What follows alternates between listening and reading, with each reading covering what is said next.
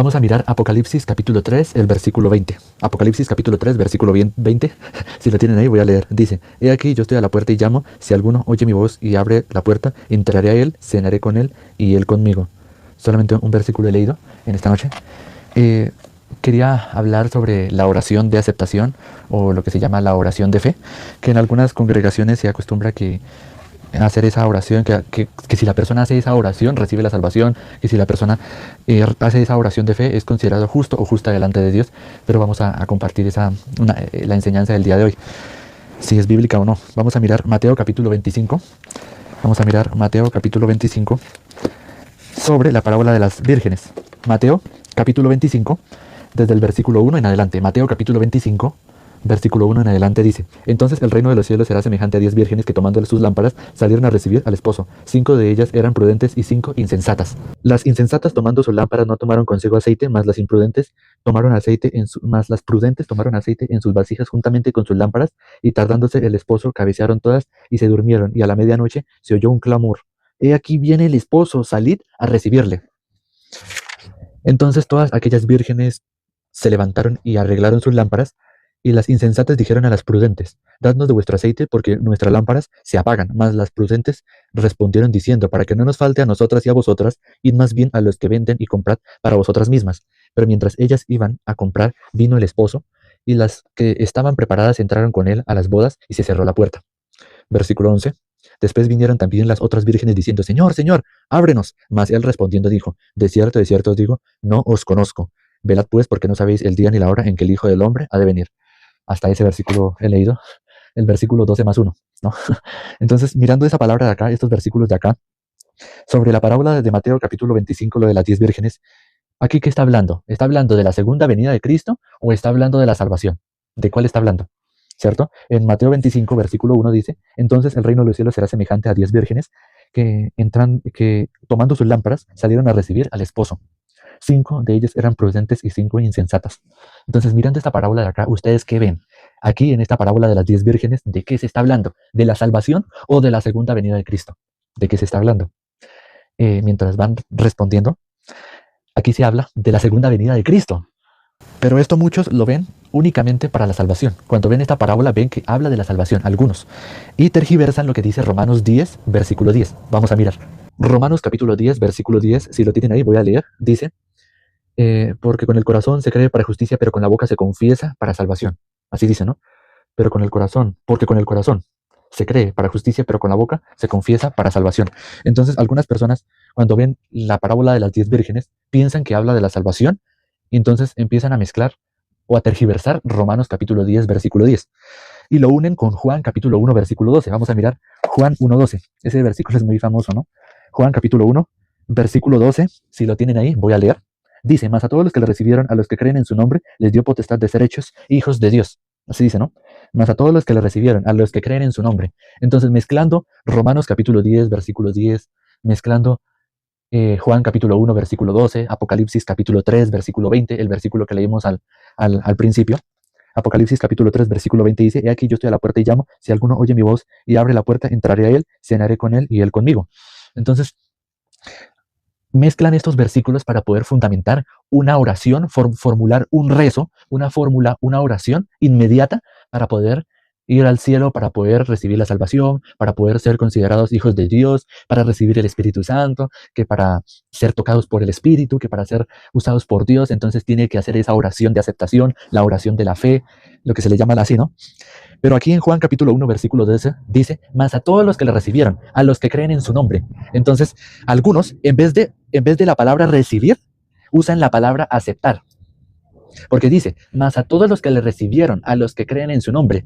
Pero los que fundamentan esta doctrina de la oración de fe, la oración de aceptación, en vez de la palabra recibir, utilizan la palabra aceptar. Entonces dice: usted tiene que aceptar a Jesús como su único y suficiente Salvador.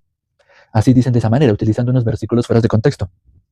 Pero por eso recibir y aceptar no es lo mismo. Recibir es como cuando un niño o una niña es bajito, ¿cierto? Un niño o una niña es bajito, es pequeño, pequeña, pero el niño o la niña está esperando a recibir de sus padres, está esperando a recibir de arriba, está esperando recibir de sus padres.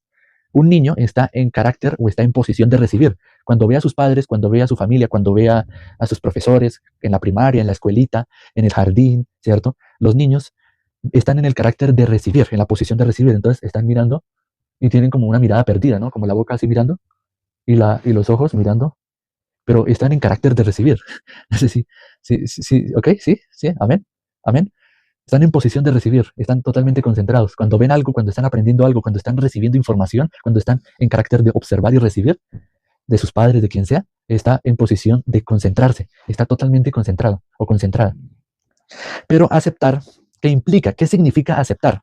El mayor acepta al menor. Por ejemplo, en el caso para entrar a una universidad, ¿cierto? Para entrar a una universidad o para entrar en algún sitio en específico, o bueno, sí, pongámosle, para entrar en una universidad hay dos posturas, el que acepta y el que espera ser aceptado. Así es, hay dos posturas. Entonces, hay una pregunta que les puedo hacer. Cuando una persona quiere entrar a una universidad muy prestigiosa, quiere entrar a una universidad donde le convenga mejor por su economía, por su facilidad, o porque tiene la capacidad o la forma de ir a una universidad todavía más prestigiosa, más elegante, más estatus. Entonces, hay dos posturas, ¿no? Hay dos posturas. El que acepta y el que espera ser aceptado. Pero ¿cuál de estas dos es el mayor? ¿El que acepta es mayor o el que espera aceptar es mayor? Lo vimos al principio, ¿no? El mayor acepta al menor.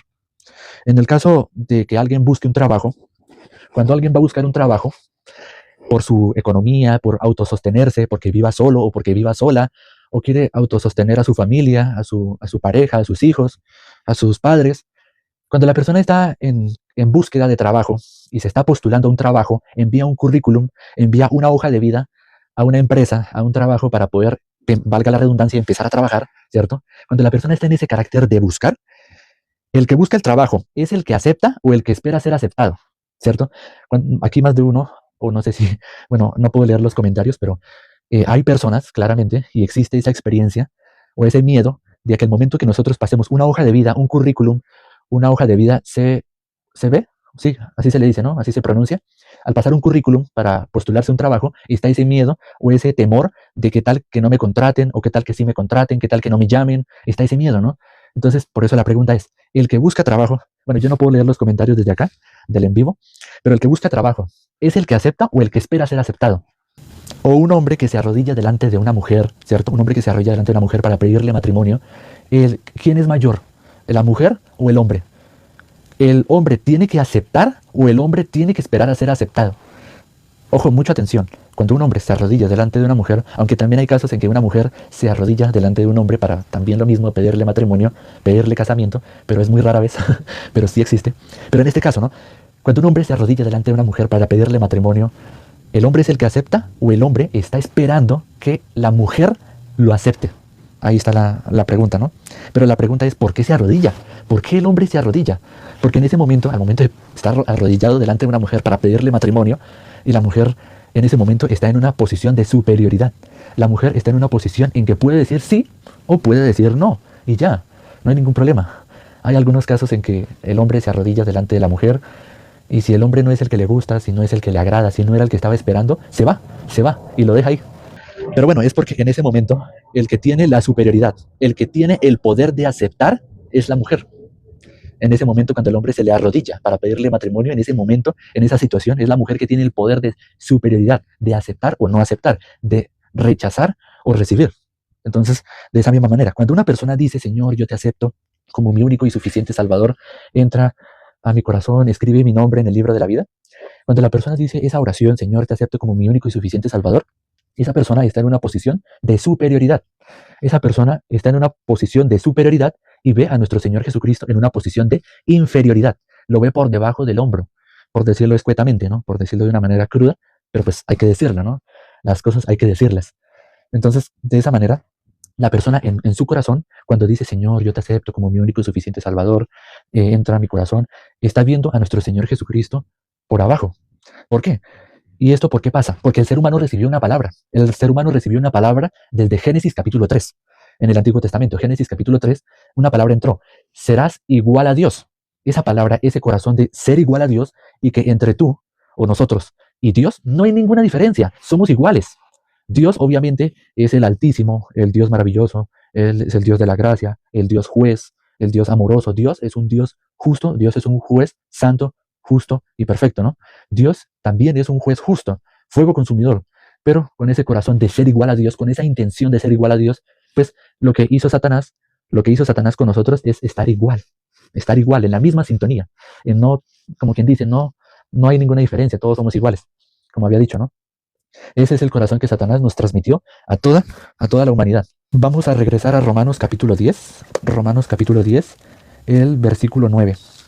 Romanos capítulo 10, versículo 9 dice que si confesares con tu boca que Jesús es el Señor y creyeres en tu corazón que Dios le levantó de los muertos, serás salvo, porque con el corazón se cree para justicia, pero con la boca se confiesa para salvación. Entonces, mirando el versículo 9 y el versículo 10 de Romanos capítulo 10, algunas personas toman esos pretextos para fundamentar con Juan capítulo 1, versículo 12 y algún versículo de Apocalipsis, el libro de Revelaciones, para decir, mire, aquí en el versículo 9 dice que si confesares con tu boca que Jesús es el Señor, entonces las personas le dicen, ¿sí ve? Entonces diga con su boca que Jesús es el Señor y con eso ya usted recibe la salvación. Con eso usted ya es hijo o hija de Dios. Pero no es así, no es así. Entonces las personas dicen de esa manera, ¿no? Romanos capítulo 10, versículo 9, que si confesares, voy a volver a buscar esa palabra para no confundirme o no confundirlos. Entonces vamos a mirar Romanos capítulo 10, es importante. Dice que si confesares con tu boca que Jesús es el Señor y creyeres en tu corazón que Dios le levantó de los muertos, serás salvo. Entonces, ahora sí, algunas personas de esta doctrina, de esta corriente, de la oración de aceptación, de la oración de fe, al decir, le dicen a las personas, usted diga con su boca que Jesús es el Señor, entonces es porque lo crees en tu corazón. Pero no es así, es al revés. La persona que cree en su corazón va a salir por su boca. ¿Pero qué va a salir? ¿Qué tiene que creer? La obra de nuestro Señor Jesucristo. Tiene que creer en su corazón la obra de nuestro Señor Jesucristo. Dice el versículo 10, porque con el corazón se cree para justicia, pero con la boca se confiesa para salvación. También la Biblia dice que de la abundancia del corazón habla la boca. No es simplemente por nuestra boca decir que Jesús es el Señor y ya con eso lo creemos en el corazón, es al revés. La persona que cree en la obra de nuestro Señor Jesucristo, la persona que cree en esa obra que hizo nuestro Señor Jesucristo, cuando la persona cree en la obra de nuestro Señor Jesucristo, va a salir de su boca porque lo cree en su corazón. Por eso dice el versículo, porque con el corazón se cree para justicia, pero con la boca se confiesa para salvación. Entonces, ¿cuál es esa obra? No conocen la obra de nuestro Señor Jesucristo, no la saben, no la conocen y solamente le hacen hacer a las personas una oración. Entonces solamente en la oración le están diciendo, Señor, yo te acepto como mi único y suficiente Salvador, entra. Entonces le dice, ¿no? En la oración dice, Señor, anota mi nombre. Le dicen así, ¿no? Señor, anota mi nombre en el libro de la vida. Anótalo, pero no lo borres, no lo borres. Anótalo en mi nombre en el libro de la vida, Señor. Señor, te acepto como mi único y suficiente Salvador. Anota mi nombre en el libro de la vida y no lo borres jamás. Anota en el libro de la vida mi nombre y no lo borres jamás.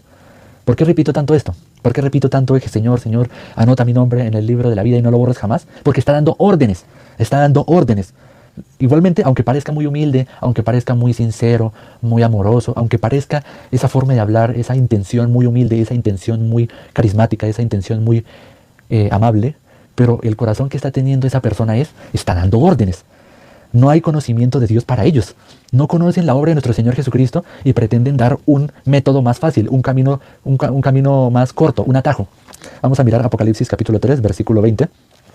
Porque en Apocalipsis capítulo 3, versículo 20 está hablando lo mismo que Mateo capítulo 25. Entre Mateo capítulo 25, los versículos de la parábola de las 10 vírgenes y Apocalipsis capítulo 3, versículo 20 tienen similitud. Dice el versículo 20, he aquí yo estoy a la puerta y llamo, si alguno oye mi voz y abre la puerta, entraré a él y cenaré con él y él conmigo. Entonces, está diciendo lo mismo, aquí lo mismo, pero habla de la segunda venida de Cristo.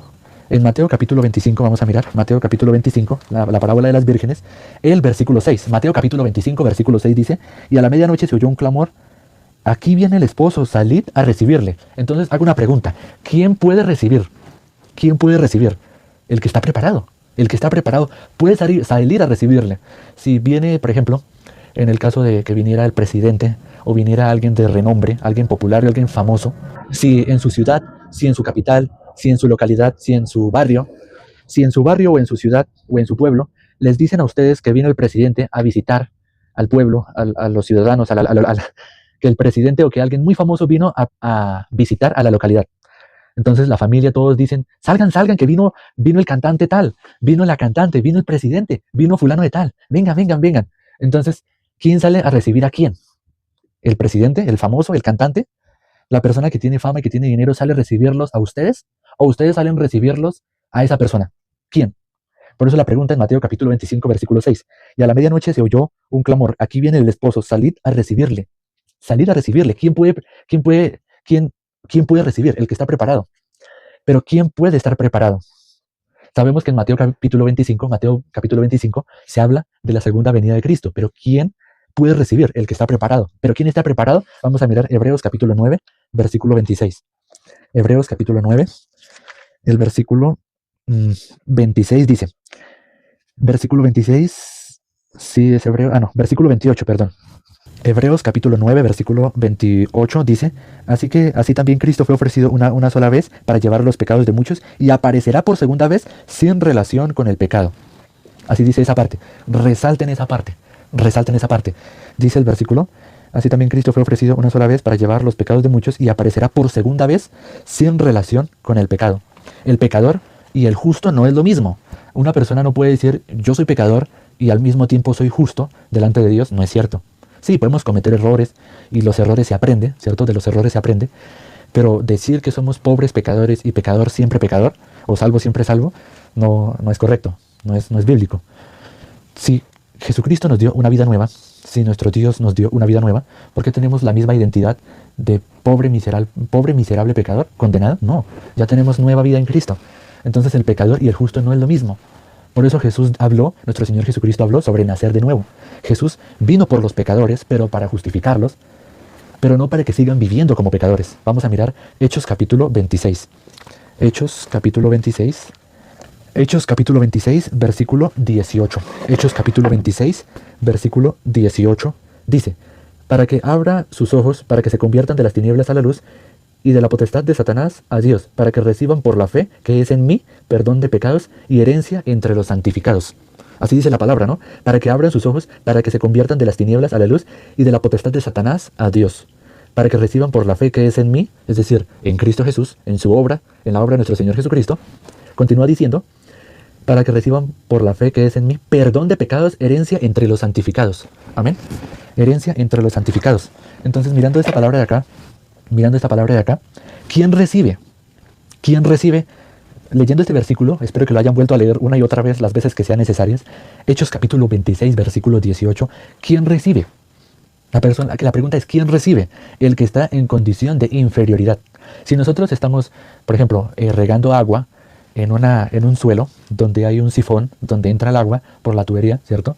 Al momento de regar agua en un cubo, en un balde, ¿cierto? Tengamos un balde de agua, un cubo de agua.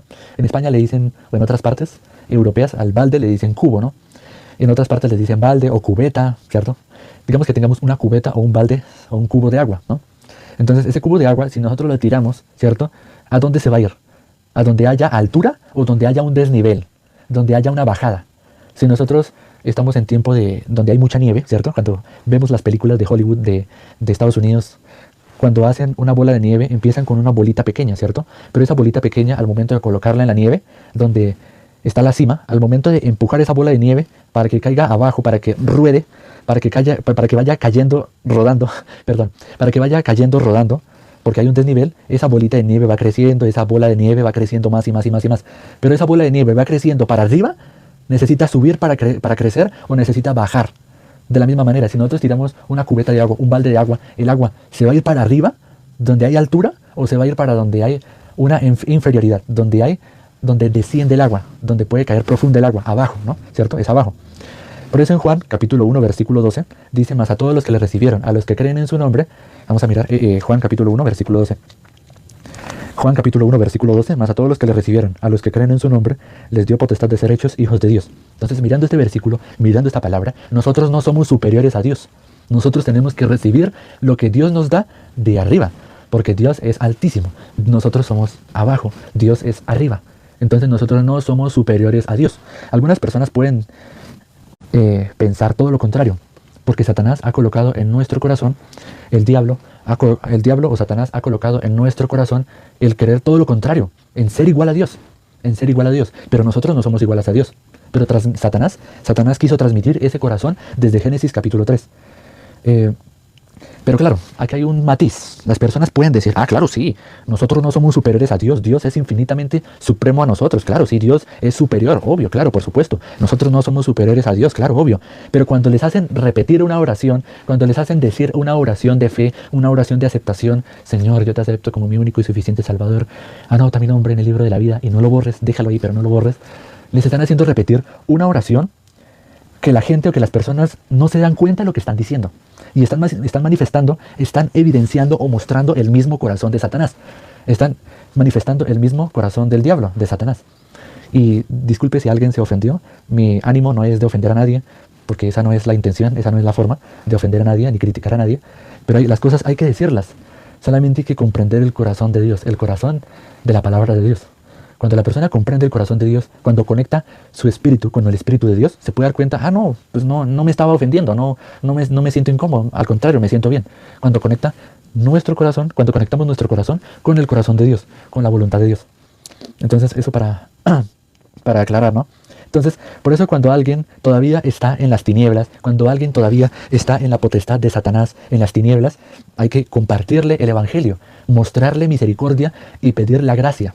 Hallar la gracia para que le podamos explicar, podamos compartir a una persona que todavía está en las tinieblas, que todavía está en la potestad de Satanás. ¿Y cómo se halla la gracia? ¿Cómo se puede hallar la gracia? Teniendo una postura de inferioridad, o una postura baja en el corazón, una postura baja espiritualmente en nuestro corazón. La Biblia dice, escuchen bien, presten atención, presten mucha atención, la Biblia dice que no estimemos a los demás como superiores, ¿cómo es? Que estimemos a los demás, estimemos a los demás como superiores a nosotros mismos. Perdón, me había confundido.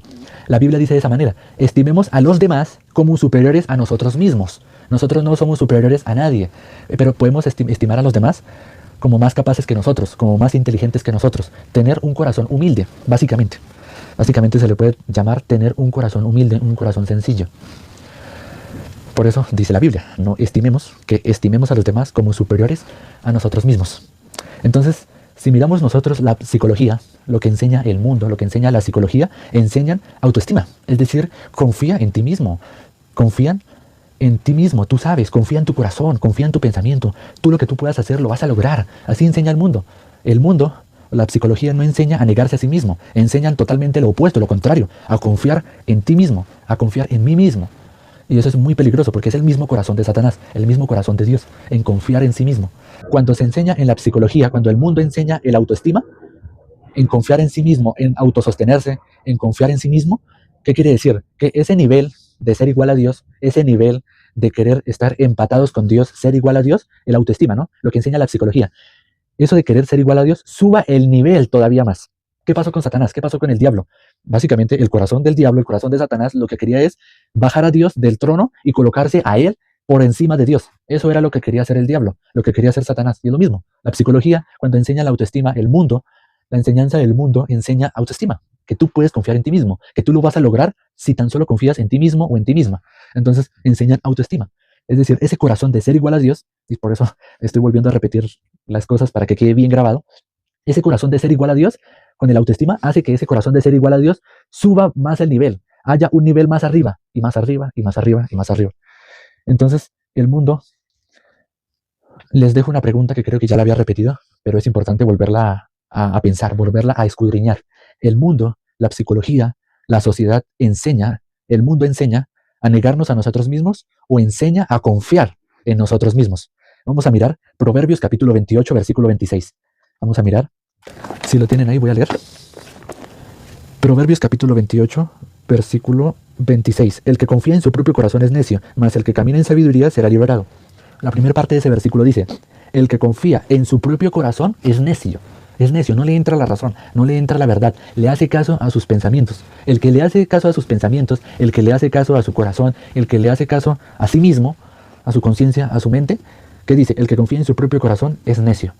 Así dice la Biblia. Proverbios capítulo 8, versículo 26, la primera parte, ¿no?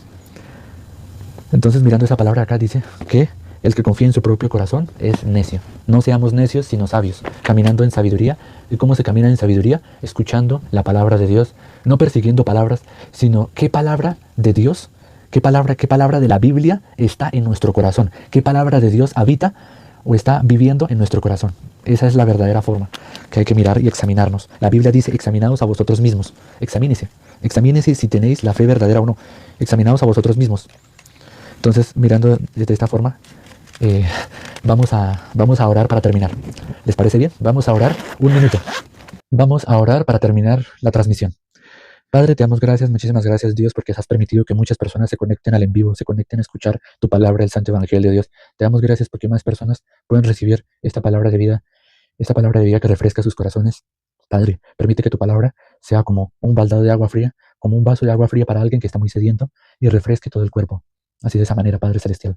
Padre, te damos gracias porque las personas que aunque no hayan creído y hayan sido haters o odiadores del Evangelio, pueda que tu palabra penetre y entre en lo profundo de sus corazones y pueda dar fruto. Porque tú, Padre Celestial, es el que das el crecimiento. Yo no tengo por qué convencer a nadie.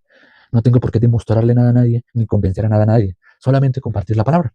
Lo que me limito, Padre Celestial, y gracias a la guía de la iglesia, gracias al haber asistido y tener a los ministros, a los siervos, la comunión con los hermanos, con toda la iglesia, aquí en Bogotá, Colombia, mi corazón puede recibir un refresco, mi corazón puede recibir palabra nueva, y mi corazón, mi mentalidad, mi espíritu se va transformando poco a poco, como la de todos los hermanos, como la de todos los ministros, como la de todos los siervos y ministros que ministran la iglesia. Renovar nuestro entendimiento, edificarnos cada uno en el amor, la justicia de Dios, en la gracia y en la fe, en el Evangelio de nuestro Señor Jesucristo. Renovar nuestras conciencias, renovar nuestro espíritu, nuestro corazón, humillar nuestro corazón para poder recibir tu palabra, recibir la palabra de Dios. Humillar el corazón es muy importante para poder examinar qué palabra está habitando en nuestro corazón. Padre, te damos gracias, por eso nos has permitido recibir tu palabra para poder labrar, para poder trillar y poder labrar nuestro corazón como un terreno como un terreno o como un lote de tierra al momento de hacer cultivos. Cuando se hace cultivo, el sembrador, el campesino, la persona que se trabaja por trabajar la tierra para poder tener frutos de su cosecha, ara la tierra, trabaja la tierra para que la tierra sea fértil, sea útil. Pero también de esto vamos a explicar sobre la tierra, cuál es la tierra fértil, cuál es la tierra inútil. Hace poco hemos compartido también algo similar, algo igual. ¿Cuál es la madera inútil y la madera útil? Padre, te damos gracias porque verdaderamente nos has permitido este espacio para compartir tu palabra, y espero que más personas puedan creer a ti, puedan creer a Dios, puedan creerle a nuestro Señor Jesucristo, puedan creerle a Dios y puedan vivir por la fe, y recibir la guía en cada uno que esté en su iglesia establecido, en su iglesia local, reciban la guía para vivir por la fe, vivir una vida de creencia, aprender a vivir por la fe, a ser guiados, aprender a humillar su propio corazón. Padre, te damos gracias, dejamos esta predicación, este en vivo, este video en tus manos, y hemos orado en el nombre de nuestro Señor Jesucristo. Amén y amén. Gracias, hermanos, amigos, invitados, por haberme acompañado una vez más. Para los que escuchan por primera vez, esta predicación va a ser subida, va a ser retransmitida al canal para que lo vayan a ver. Al perfil no, al canal. Ya se referirán a qué me refiero, ¿no? Al canal de Yete, ¿no? Entonces, ¿cómo me pueden encontrar? En Yete buscan en el buscador, colocan Salvador de los pecados, así tal cual, porque si no, no lo van a encontrar. Salvador de los pecados, y así pueden encontrar esta predicación otra vez, para que la vuelvan a escuchar otra vez. Y pueden anotar. Si no alcanzaron a anotar, a tomar nota, pues al momento de volver a ver la transmisión, volver a ver el en vivo, entonces la ventaja es que pueden ponerle pausa al video, ¿no? Le pueden poner pausa al video, y en la libreta o en el cuaderno o en un papel pueden ir tomando nota, ¿cierto? Entonces, esa es la ventaja, porque aquí, en esta plataforma, no se puede poner pausa a las transmisiones, pero a los videos sí. Entonces, toda plataforma que se maneje por videos se puede colocar pausa, pero si son en vivo, si son live, no se puede poner pausa. Pero bueno, eso ya es lo básico, ¿no? Pero bueno, muchísimas gracias, amigos, hermanos, invitados y los que escuchan por primera vez, y nos veremos en una próxima oportunidad. Hasta luego y chao, chao. Hasta aquí vamos a compartir.